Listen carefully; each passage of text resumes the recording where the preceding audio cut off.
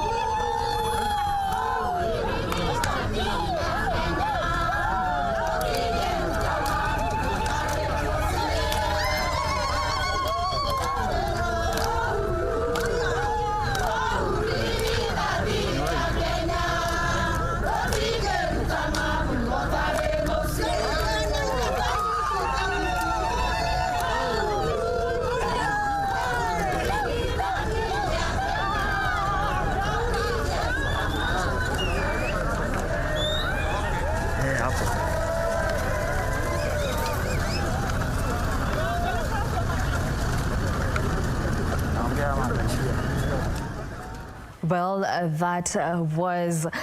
that was a live link from Uthiru Hospital, where President Uhuru Kenyatta is Kiamaiko Health Center. Well, let's head back where he is addressing members of the fourth estate.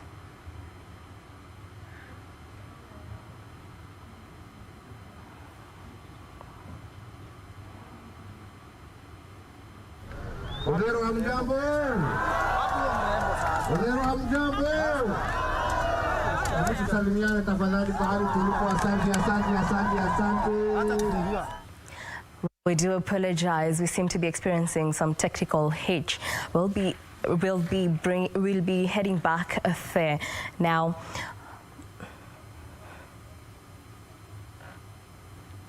Now, moving on.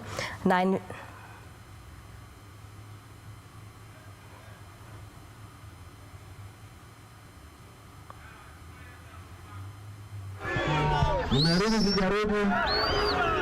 Hospitali ipo haipo. Hospitali ipo haipo. Mkaniambia tunataka maji. Ni kweli? Maji yako hayako? Maji yako?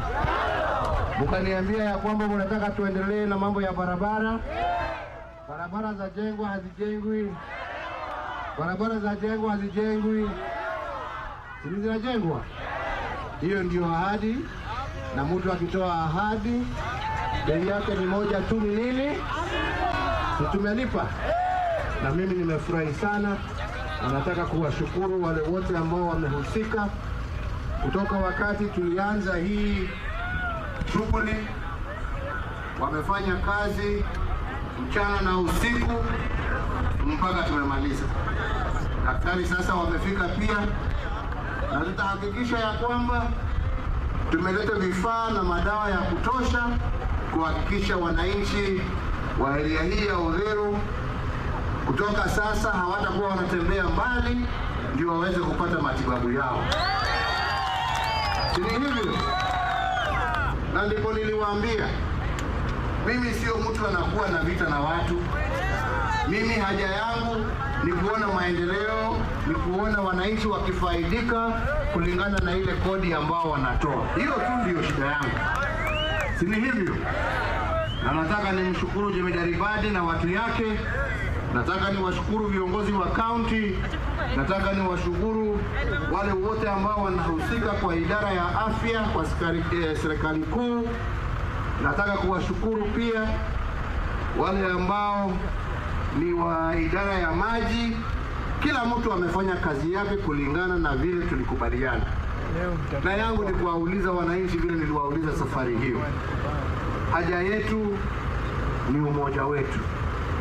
Haja yetu sio kuja kugawanywa na kupiganishwa. Sisi tunataka watu wawe kitu kimoja, na tunataka viongozi ambao watashughulikia mahitaji ya wananchi, lakini sio siasa duni ya kugawa wananchi, wewe ni hii, wewe ni ile. Sisi hiyo haisaidii mtu. Tunaelewana? Kwa sababu maendeleo ikija, tutengeneze mabarabara, kazi ya ujenzi itaendelea, wengine watakuja waweke viwanda vyao hapa, vijana wapate kazi. Hakuna kazi itapatikana by miracle. Hakuna. Ni kulingana na zile shughuli ambazo tunatekeleza ndizo zitahakikisha ya kwamba tumejiondoa kutoka umaskini katika taifa letu la Kenya. Tunaelewana? Na hakuna haja ya kuinsight wa Kenya wapigane wenyewe kwa wenyewe. Unakuja unasema kwa mdomo mmoja serikali ni mbaya, alafu kwa mdomo mwingine ati tumefanya kama serikali. Kwani serikali ni ngapi? Unajua serikali ngapi Kenya hii? Ni moja ama ni mbili? Si ni moja? Si ni moja? Kama unataka uzuri wake, kae naye. Kama unataja ubaya wake, toka uache wale wengine waendelee. Lakini huwezi kuja na mdomo mmoja unasema hii, mdomo mwingine unasema matusi ya wale ambao mko ndani yao na mmesema mnafanya na wao. Ama ni namna gani wenzangu? Kwa heshima sio? Tuheshimiane jameni. Na tukiheshimiana, Kenya itakuwa nchi nzuri, itakuwa nchi ya maana, itakuwa nchi safi, itakuwa nchi ambao Wakenya wanajivunia. Lakini ukikuja kila saa ni kupiganisha, kugonganisha, unasaidia nani? Ati kwa sababu wanataka kudati ati uwezo wako, ujuaji wako ni vile mdomo yako inatoa matusi. Kwa maisha ni matigana na shida mkitaka tuje tushirikiane kwa kazi, shida hatuna. Mkitaka tukuje tuendelee kujenga Kenya, shida hatuna. Na ndipo tunasema tunataka hata tukienda kwa BBI, tunataka watoto wa Kenya wote wawe wanapata basari kulingana na wale wengine. Hapa najua hapa Odero nyinyi hakuna mtoto hapa anapata basari zaidi ya shilingi 1,000. Kweli ama sio kweli? Na kuna kwingine watu wanapata basari ya shilingi 1,100. Hiyo ni haki? Tukisema tunataka constituency nyingine hapa ndio wananchi waakilishwe na pesa ya CDF iongezeke, tumesema ubaya. Tumesema ubaya. Tukisema tunataka ya kwamba badala ya kusemekana ati nyinyi wote ni watu ya Kawangware, kuwe na constituency hapa na nyinyi pia muweze kuandikiwa vijana kwa jeshi, kwa polisi na kwingine, ni mbaya. Kuna njia nyingine tutaweza kumaliza umaskini jamani? Watu wasituletee bwana.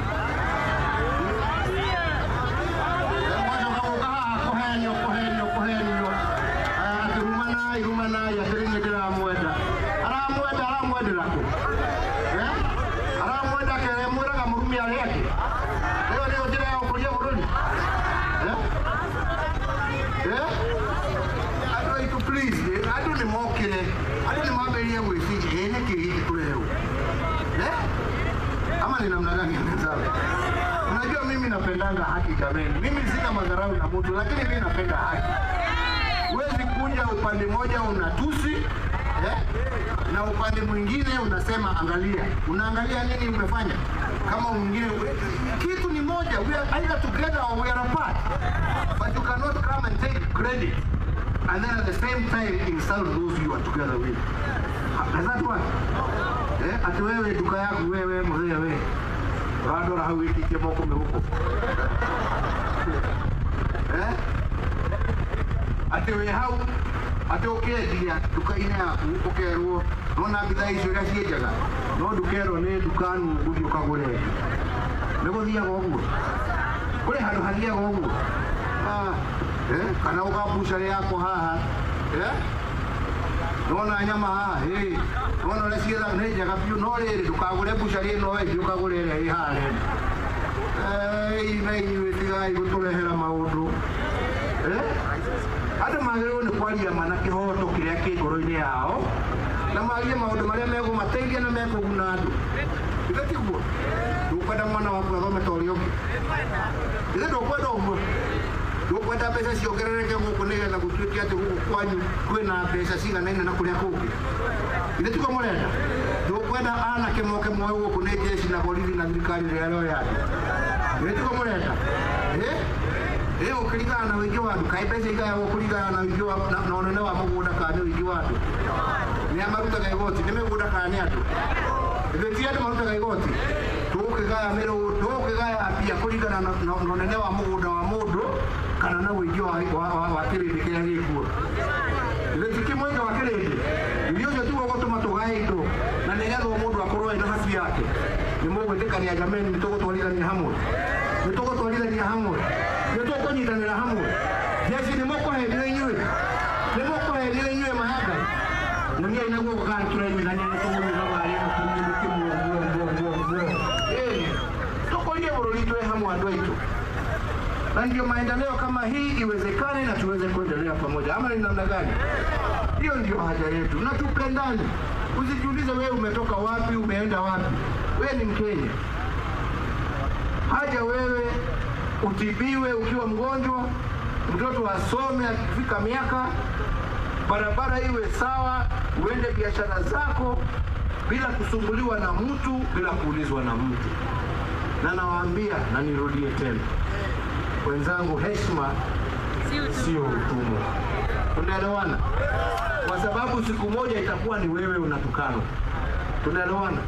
Na tukiwa hiyo ndio nchi ambayo tutajenga, na waambia kwa ukweli, tunajenga nchi ambayo itasambaratika na itakuwa nchi ya kilio. Lakini tukiwa nchi ambayo tunaheshimiana na tunakaa na tunajadiliana pamoja, hiyo nchi pia itakuwa nchi ya heshima na itakuwa nchi ambayo maendeleo inawezekana. Na hakuna ubaya tukitafutana na tushirikiane kama viongozi, tusipojiuliza ametoka wapi ama ni nani. Haja yetu ni amani, umoja, ndio maendeleo ipatikane. Na hapo ndipo mimi nipo na tutaendelea na hiyo kazi, na nasema Mungu awabariki. Ndio hokelia nie dikwaria nyingi naguo twarikanira niwe twewera kana tutire wera twe hamwe kana tutire hamwe yonie ile ya ikoni moja na twe hamwe na nitugutwaria twe hamwe. Asante sana ndigaga ya murathime niguo amukoro ugo ndakwira nego kacai ndu thibitari ndarikia riu Daniel yatigana ne yacucu haha nduke gwake riu ni gikombe gia cai niguo na idani yake nigetha menya riu wira no wathira nduka inega na muthenya ucio getiguo goka riu kuona thibitari wirathie na mbe nitwigithania twi hamwe. Ngai aromurathima. Thank you very much.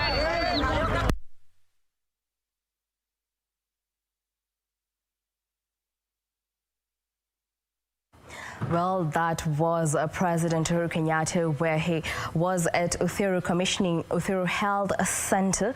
President Uhuru Kenyatta has urged leaders to unite so as to propel the country towards peace and development. Now we move on to other news, where 2 people died on Thursday evening after the plane they were traveling in crashed moments after takeoff at the Nanyuki airstrip. The Kenya Wildlife Service says the 2-seater Husky aircraft had just completed a routine patrol at Solio Rhino Sanctuary and was en route to Meru National Park. Officers from the Laikipia Air Base, Kenya Wildlife Service and the Mountain Rescue embarked on a rescue operation Thursday, moments after the 2-seater 5Y KWL aircraft crashed moments after takeoff. Residents watched in disbelief as the bodies of the 2 victims were being moved into a waiting military ambulance to be taken to Nanyuki Teaching and Referral Hospital mortuary. The operation continued into Friday morning, with eyewitnesses recounting what they saw moments before the crash. Kabla haijaanguka yule tulikuwa na yeye nikamwambia, hiyo ndege itaanguka. Utasikia mlio wa ndege. Kwa dakika chache nikasikia pu.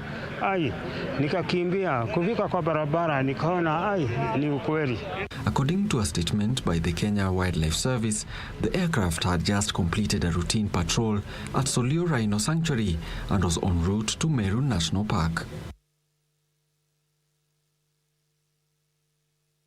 On a separate note, the Kenya Red Cross, in partnership with the county government of Bomet, has launched a blood donation exercise to meet the rising demand for blood in the region.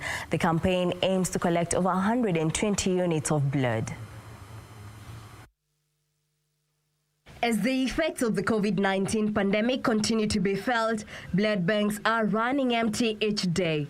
The rate of blood donation has dropped, leading to blood shortage in hospitals. The Bomet Blood Bank is appealing to members of the public to turn out and donate blood. Different units in the hospital need blood, like maternity, patients who are suffering from cancer, they also need blood. And we have that challenge when collecting blood.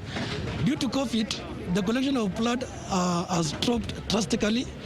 That is why we have come to the members of the public today to come and urge them to donate blood. Kipigon Chirchir, a donor, expressed confidence that his blood will go a long way in assisting those who need it the most. Wakati wa dakika 10 hapa Kenya, watu wanahitaji damu. So leo nimekuja kutoa damu kuwasaidia wale wote wenye wanahitaji damu kwa vile majanga ya accidents na magonjwa mengine mengi. Red Cross officer Pauline Madiro said the Blood Donate Save a Life campaign will run until February 13th. In the spirit of Valentine's, blood donors were appreciated with a rose flower each. We have something small for every donor who will be donating blood. We are giving a rose flower for the Valentines, and we are also giving refreshments.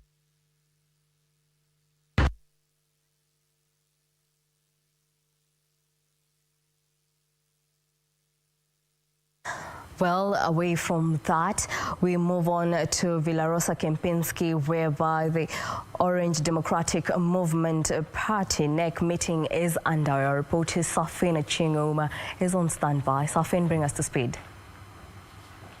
General election. Fourth resolution, that the following members who appeared before the disciplinary committee of the party were found to have committed various offences under the ODM Constitution and Code of Conduct. And each is therefore required to be reprimanded. Each is required to be reprimanded in writing, and they are required to tender an equivocal apology. I'll proceed to read their names. Honorable Cecilia Ayot, Honorable Wilson Ochola, Honorable Nicholas Okumu, Honorable Hafsa Khalif, Honorable Maurice Gary, Honorable Caroline Manyunzu, Honorable Millicent Akinyi Okach, Honorable David Opelo, Honorable Redson Otieno, Honorable Gerald Okede, Honorable David Mbithi, Honorable Duke Masira, and last, Honorable Kalen Atuya. And the last resolution, number 5, that the party immediately embarks on grassroots elections exercised at the polling stations level in accordance with the party constitution.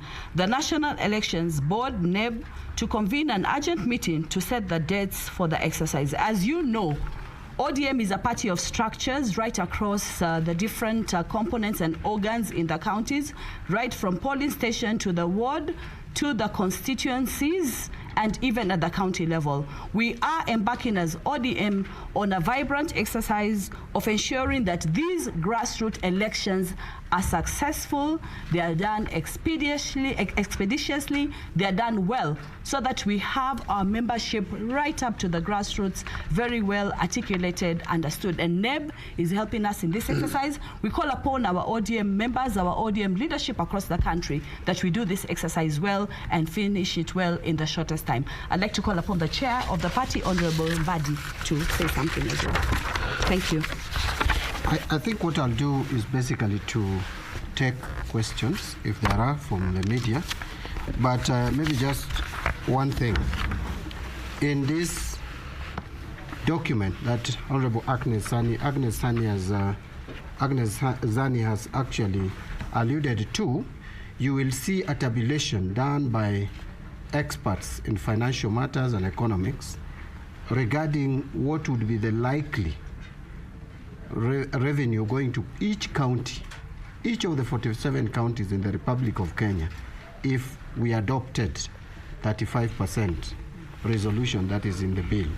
And the total allocation shareable revenue will move from 316.5 billion as it is today to 562.45 billion. So Kenyans should now be discussing real figures and hard facts, not propaganda, not cooked up data that's flying around from people who have little knowledge in matters finance.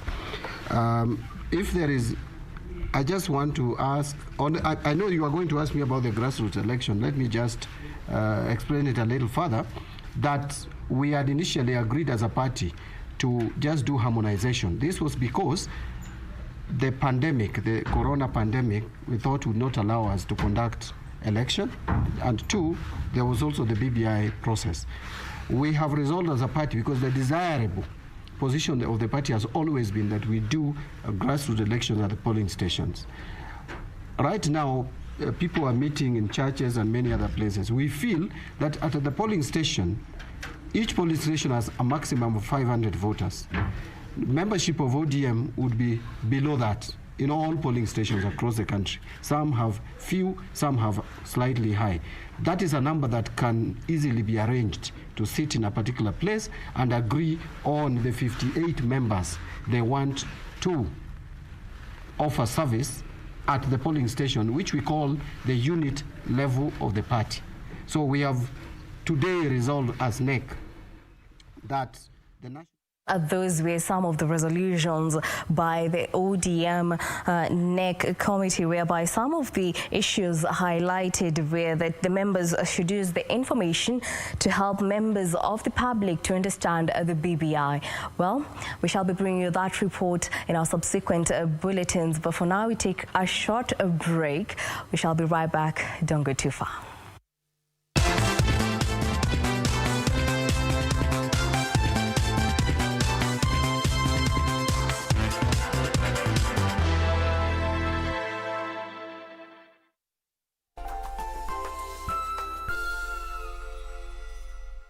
Malaria ni ugonjwa hatari sana unaoua watu wengi hapa Kenya. Japo kuko na korona, hatari ya malaria bado iko. Mtoto huyu alikuwa na joto jingi, kutetemeka, kuumwa na viungo na uchovu. Alikimbizwa hospitali ya umma ambako sheria za COVID-19 huzingatiwa na ni salama kwa shughuli ya upimaji. Vipimo vilionyesha kuwa ana malaria, na papo hapo daktari akampa dawa za malaria na kumshauri azimalize, na ili kujikinga wawe wakilala ndani ya neti iliyotibiwa. Malaria husambazwa na mbu. Walio hatarini ni watoto wa chini ya miaka 5 na akina mama wajawazito. Kupimwa na kutibiwa ni bure katika hospitali zote za umma.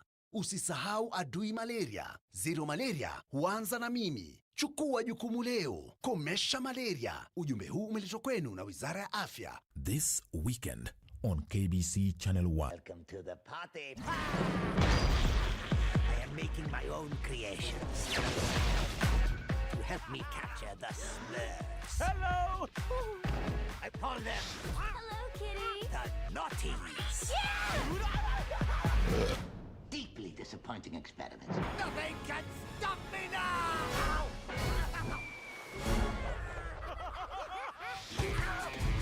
Master, let me get Smurfette. I'm going in! You can do it! Gotcha! Oh no!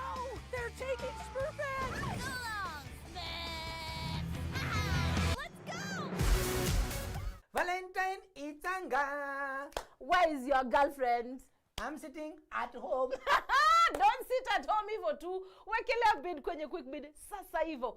Bidhaa yako itakuwa leo. Na leo tunapeana fridge. Na kuambia inaitwa jokofu kwa Kiswahili. Unaweka chakula yako pale ndani, unaweka juice, unaweka maji, unaweka maziwa. Nenda kwenye quick bid sasa hivi, ufuate maagizo na uwekelee bid ya fridge siku ya leo. Kumbuka ni bidhaa bora kwenye bei ya nini? Twende pamoja. Chini kwa chini ati down. Jiunga na QuickBid ni rahisi. Enda kwenye M-Pesa, bonyeza paybill kisha weka business number 4032353. Kwenye account weka kodi ya bidhaa unayotaka na bid yako ya chini zaidi. Kwa mfano TV 16, kisha weka shilingi 20 tu kama idadi yako. Weka bid yako pia kwenye www.quickbid.co.ke. Kumbuka, bid ya chini zaidi ya kipekee ndio hununua. QuickBid, bidhaa bora kwa bei ya chini.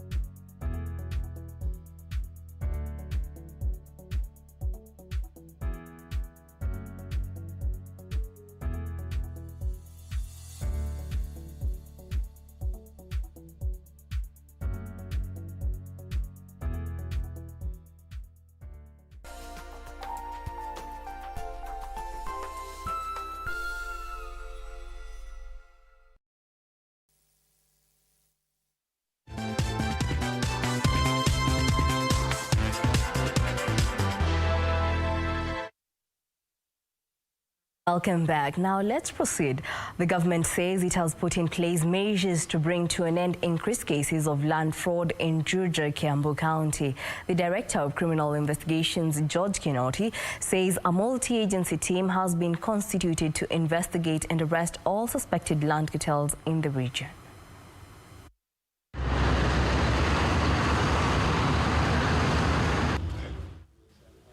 Director of Criminal Investigations George Kinoti says officers will be dispatched to Juja and other areas in the country to help deal with cases of land fraud.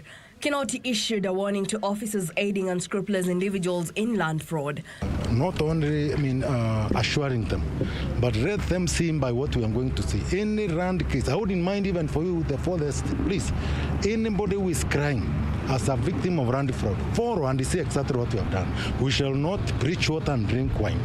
We are going to ensure that anybody who has an instrument of ownership as his own property, be it be a farm, be it be a plot or something, that property will be, ensured that it belongs to who it belongs to.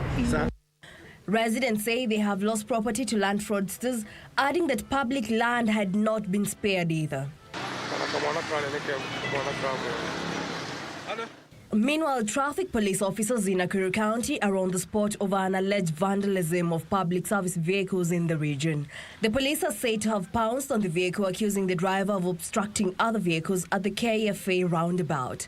Nilikuwa simama kwa barabara huko, mapolisi wakakuja wakaniambia simama hapo usitoke. Nikauliza kwa nini nimefanya nini, akaniambia usimama hapo usitoke, na akaanza kupika gari nini kio. Kwa sakani nimefanya. Hiyo ndio kitu bado najiuliza ni nini nimefanya. Finally, a middle-aged man has died after he fell into a borehole in Alamano area, Mara location. Confirming the incident, Samburu Sub-County Police Commander Alex Rotich said the man may have died before reaching the water level. Ameenda kusafisha hiyo kisima. Nafikiri kufika kule chini imekosa hewa. Wale wenzake alikuwa na ngoja juu, akakaa kwa muda kujaribu trace au kujua ni nini, hiyo mtu tayari alikuwa ameaga, lakini mwili tumetoa na ndio hii tumepeleka moja.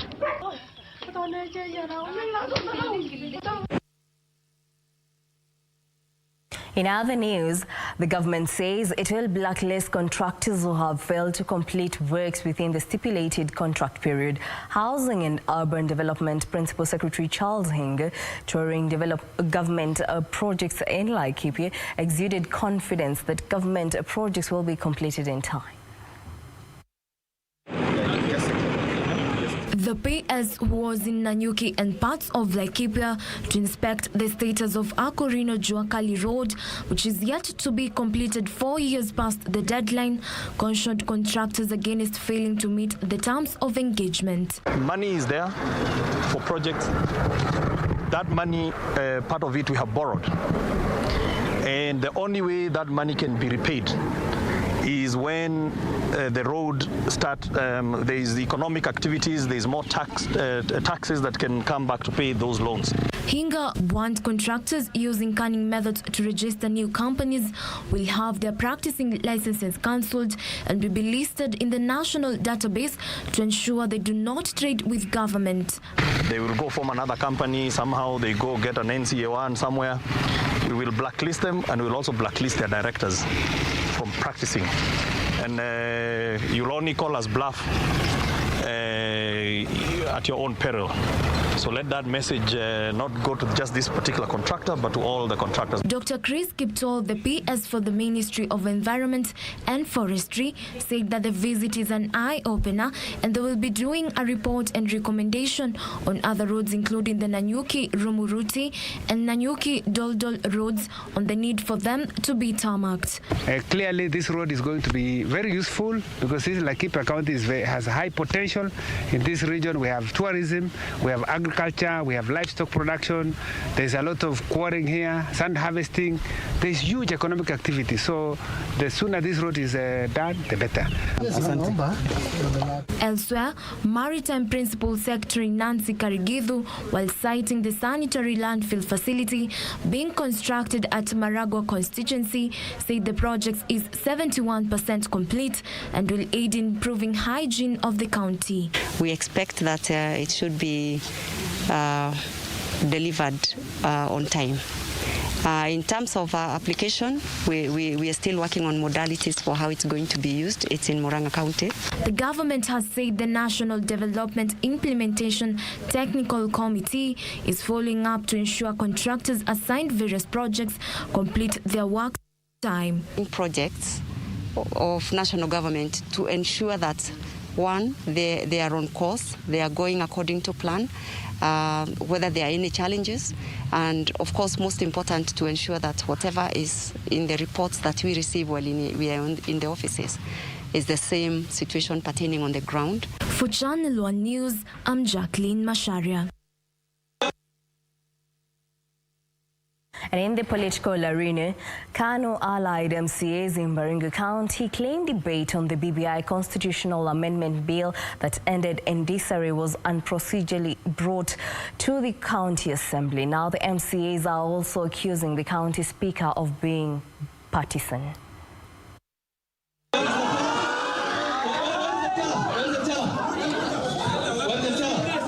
The chaotic scenes witnessed in Baringo County Assembly on Thursday evening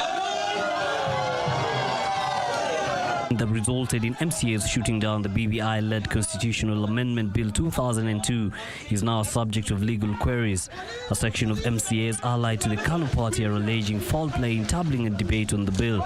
Those who contributed, the majority were of yes, and we are wondering why the speaker decided to rule or purported to rule otherwise, and we know that the results were not submitted. The assembly sittings were disrupted moments after 30 MCAs voted to reject the bill against 10 who supported it after a tear gas canister was fired into the assembly.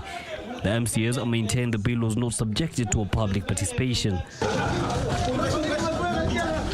They slammed at the county assembly speaker David Kirich for allegedly being partisan. We protested that this matter should go to the people of Baringo through public participation. It was a rush of a win-win of people who want to show off politically that they are with certain politicians and that they want to be the first people to pass just for clout. The MCAs denied allegations that the proposal was rejected. Elsewhere, the Party of National Unity has kicked off a BBI sensitization campaign in Kiambu County to educate citizens on the particulars of the document to make informed decisions. Being an intelligent person, you cannot support something that you don't know. We have taken it upon ourselves as a responsibility that we are going to give people information so that people can be informed. Pia kila mmoja namuomba sana aweze kuangalia BBI, asome na elewe ili tuweze kujua BBI ni nini. Yusuf Farah, Channel 1 News.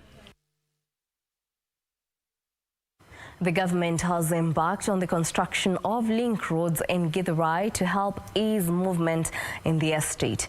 Residents say movement has been greatly hampered by the poor state of the link roads, even as they expressed confidence that the construction will boost business in the area. The project is part of a wider initiative to open up the Nairobi metropolitan suburbs.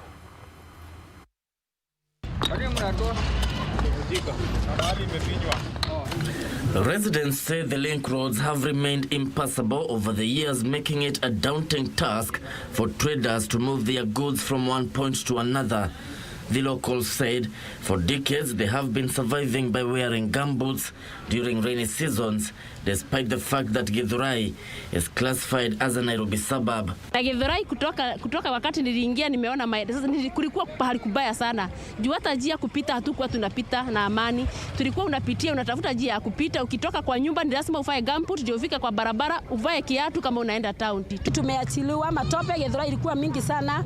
Barabara za Githurai zilikuwa mbaya zaidi kwa sababu ukikuwa unaenda pahali unajitayarisha, ukienda pahali lazima uoge kutoka hapa mpaka stage, uende hapa utafutie mtu wa kukubagusia kiatu ndio uweze kusafiri kwa sababu barabara zilikuwa mbaya kabisa. The long-standing anguish is expected to bring good tidings after the government moved in to rehabilitate the dilapidated link roads. Sasa unaweza toka mpaka na slippers mpaka kwa stage. Si pande moja, ni Githurai karibu Githurai yote. Kabla barabara ziishe, tutengenezewe drainage, tuwekee mataa na tupewe sewer line. The road project is expected to boost business in the busy town. Gari moshi imekuwa na station hapa na itakuwa ikikuja hapa mara 6 kwa siku. Inaonekana kuna umuhimu ya kutengeneza mabarabara za kuweza kuingia katika soko, kwenda kwa reli na hata kuingia kwa manyumba.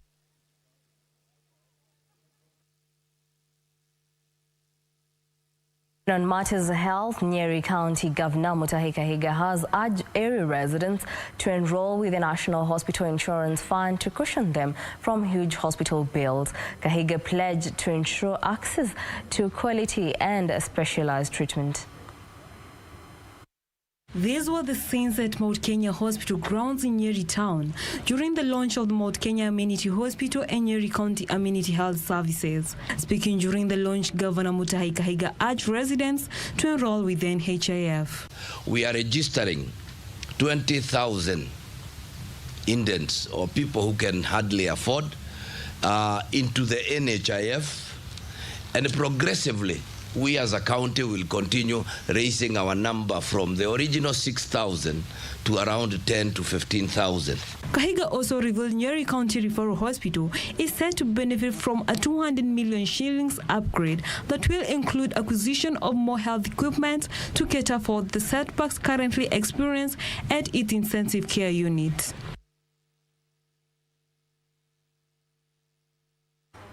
Residents in Thiwe, Homa Bay County benefited from a COVID-19 awareness program aimed at educating locals and creating awareness about the pandemic. The program by a non-governmental organization provided informational pamphlets and donated face masks to local schools to protect themselves during the pandemic. Community is to promote their day-to-day life with the betterment of their health, social and economical. To begin with health, now we are here under this pandemic COVID-19 condition. We are here to provide the face mask as an encouragement and educate them.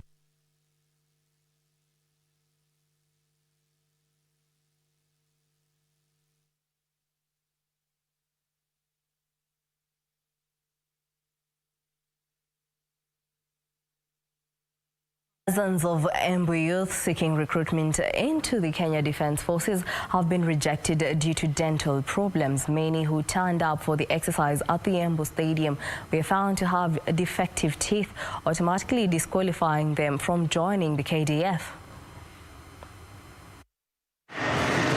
Lieutenant Colonel Philip Okoth, who supervised the recruitment, said most of the youth had other qualifications, but the law requires a recruit to be physically and mentally fit. The body health care, I think the candidates or the youth have to improve, because things like skincare, these are ailments that they can go to the hospital and they can be corrected. If it's dental also, they can be corrected. Some of them, maybe it's due to what they eat, either it's the diet or it's the common stimulants that they eat. Okoth said a number of youth had no original certificates while others were overage. Some of them, they've come with photocopies of their documents. Some of them have documents that are not complete.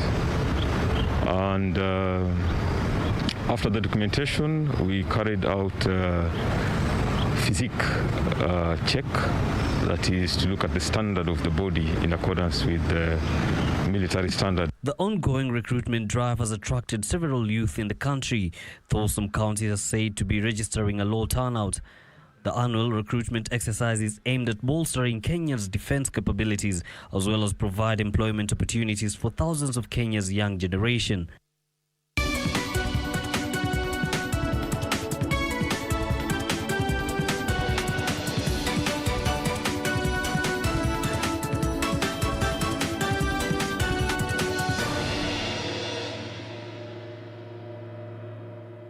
Well, let's talk business. Masai Mara National Reserve has been voted the third best national park in the world by TripAdvisor, an American online traveling company. Serengeti National Park in Tanzania was voted the best national park in the world, while Corbett National Park, the oldest in India, was rated the second position. Travelers hailed Masai Mara for its large flora and fauna, offering especially the wildebeest migration, which is touted as the 8th wonder of the world. Now, in its Traveler's Choice list of best national parks in the world, TripAdvisor rated parks based on a celebration of the views, mountains, lakes, trees, trails, and beaches that got travelers outside and into nature. Masai Mara was able to deliver and is top rated due to the 1.3 million wildebeest migration, which happens each year with predators in hot pursuit. This is considered one of the most extraordinary sights in nature happening at Masai Mara in southwestern Kenya. The wildebeest migration is also the 7th wonder of the world. 10 top-rated attractions in the Masai Mara include the Mara River, Mara Triangle, Olkenyei Conservancy, Olare Oro Conservancy, Mara North Conservancy, Musiara Swamp, among others.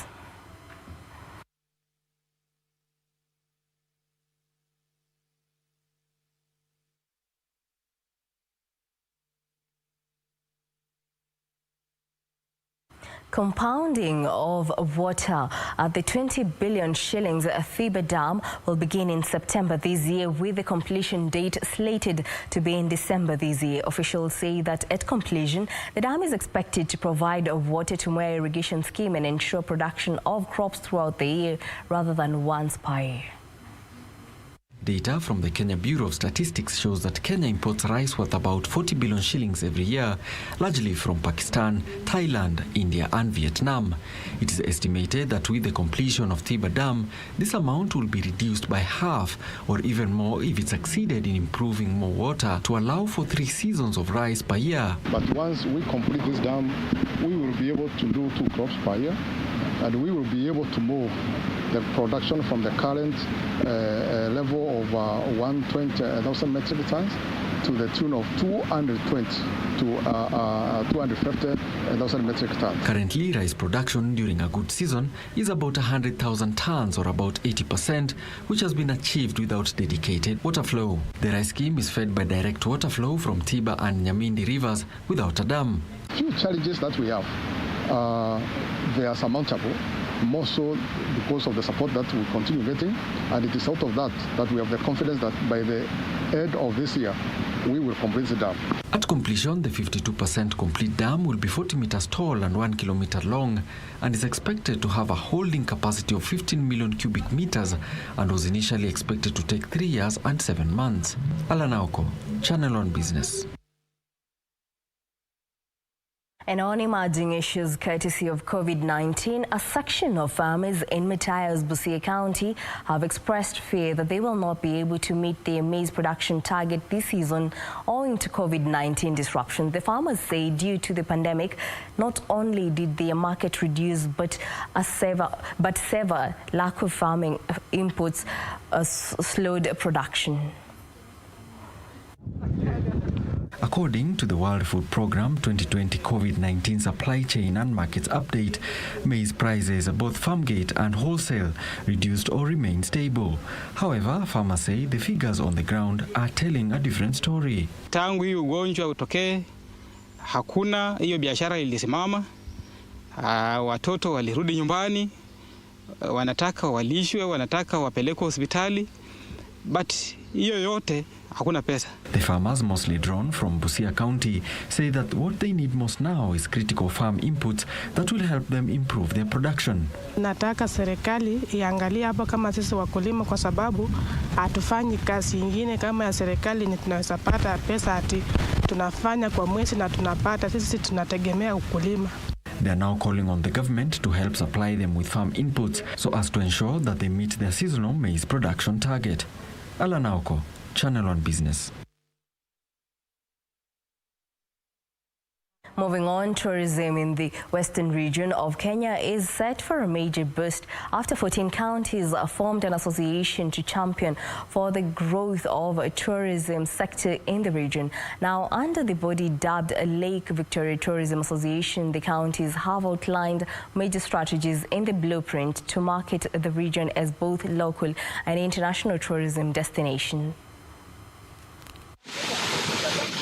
The association, spearheaded by county governments, hoteliers and other stakeholders in the sector, will capitalize on the fast-growing domestic tourism to open up the region to the world.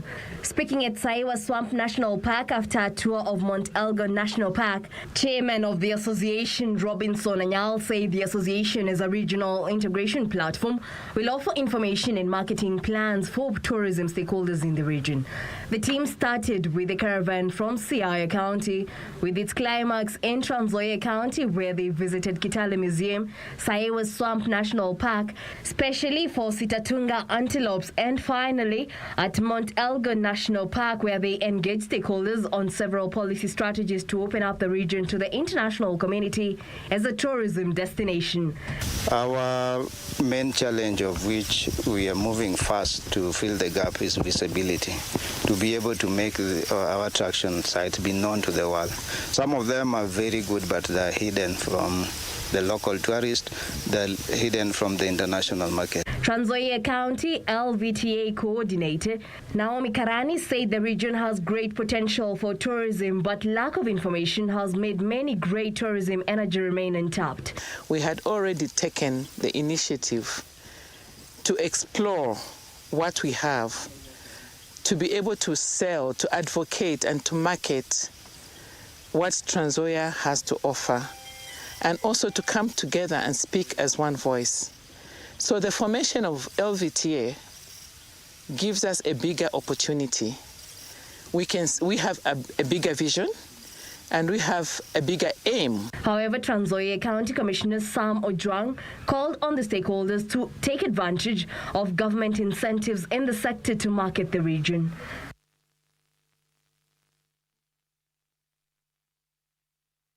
Construction work is set to start on Nigeria-Niger railway project as President Muhammadu Buhari officially launches the $2 billion project. Now, on Nigeria and Niger Republic rail line project, which will run through 3 states, is being executed by a Portuguese multinational engineering and construction company. These and more details in our Africa Business Roundup. The $1.96 billion project approved by the Federal Executive Council in September 2020 is set to enhance import and export trade between Nigeria, Niger Republic and neighboring countries and boost socio-economic activities, making Nigeria compete favorably with other coastal countries in West Africa to service its landlocked neighbors in the movement of cargoes, making the Lagos seaport more viable. It is also set to enhance and stimulate agricultural and manufacturing activities in the country. Meanwhile, Namibia's national carrier announced it was ending operations after the Southern African country's government approved the loss-making airline's liquidation. All flight operations are cancelled, with officers telling customers with outstanding bookings to register their claims for refund. Having over 600 workers set to lose their jobs, the Namibia's government says the affected staff will get full compensation. The airline operated a fleet of 10 aircraft, including 2 Airbus A330s.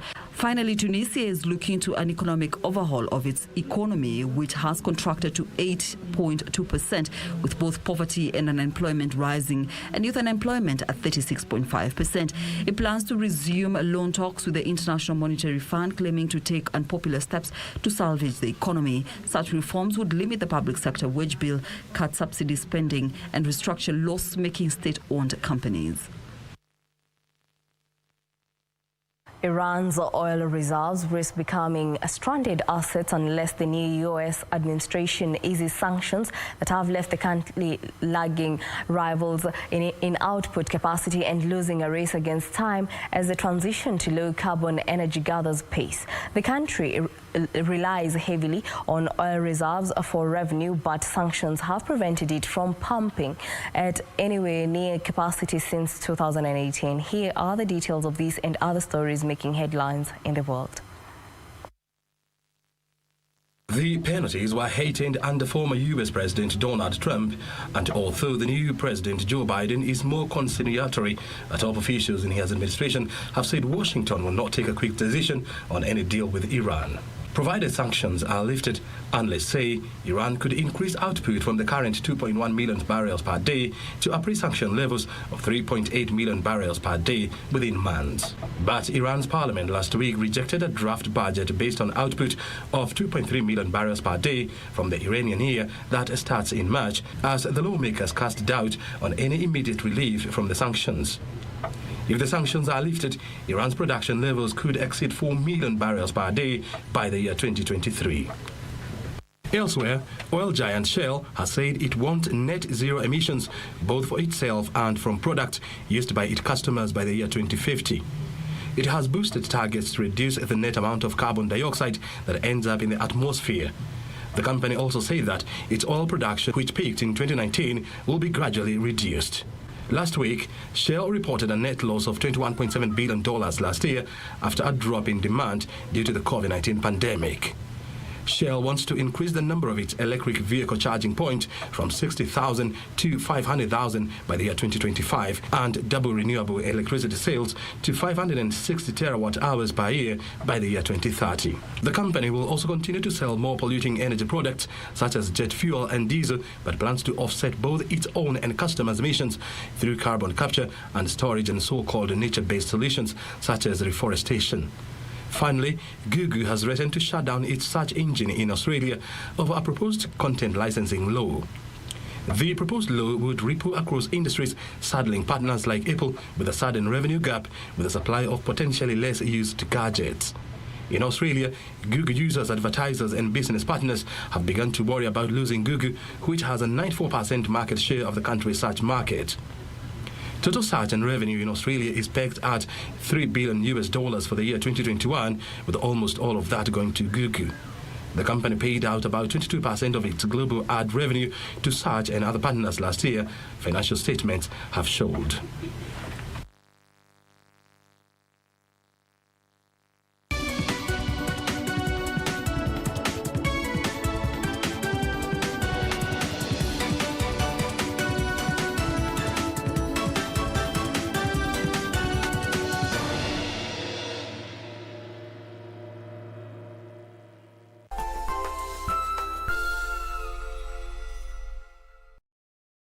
Valentine Itanga. Where is your girlfriend? I'm sitting at home. Don't sit at home hivyo tu. Wekelea bid kwenye quick bid. Sasa hivyo bidhaa yako itakuwa leo. Na leo tunapeana fridge. Na kuambia inaitwa jokofu kwa Kiswahili. Unaweka chakula yako pale ndani, unaweka juice, unaweka maji, unaweka maziwa. Nenda kwenye quick bid sasa hivi, ufuate maagizo na uwekelee bid ya fridge siku ya leo. Kumbuka ni bidhaa bora kwenye bei ya nini? Twende pamoja. chini kwa chini hadi down. Jiunga na QuickBid ni rahisi. Enda kwenye M-Pesa, bonyeza paybill kisha weka business number 4032353. Kwenye account weka kodi ya bidhaa unayotaka na bidi yako ya chini zaidi. Kwa mfano TV 16. Kisha weka shilingi 20 tu kama idadi yako. Weka bidi yako pia kwenye www.quickbid.co.ke. Kumbuka, bidi ya chini zaidi ya kipekee ndio ununua. QuickBid, bidhaa bora kwa bei ya chini. Ili kupata skiza tune ya mapenzi ni jina tu kwa simu yako, bonyeza alama ya nyota 811 alama ya nyota 398 alama ya reli. Mapenzi ni jina tu, lakini mtu anaweza kulipa maana. Inaweza kuwa mpenzi wako, jamaa, rafiki, mfanyikazi mwenzako, jirani. Unaweza kupata mapenzi kutoka kwa mtu yoyote. Chagua kueneza upendo na muhimu, jipe zaidi. Ukitaka kupata skiza hii, bonyeza alama ya nyota 811 alama ya nyota 398 alama ya reli.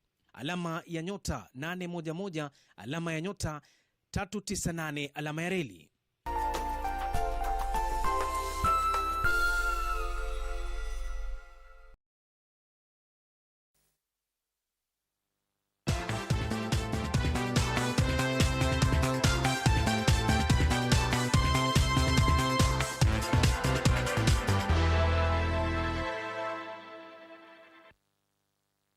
Welcome back.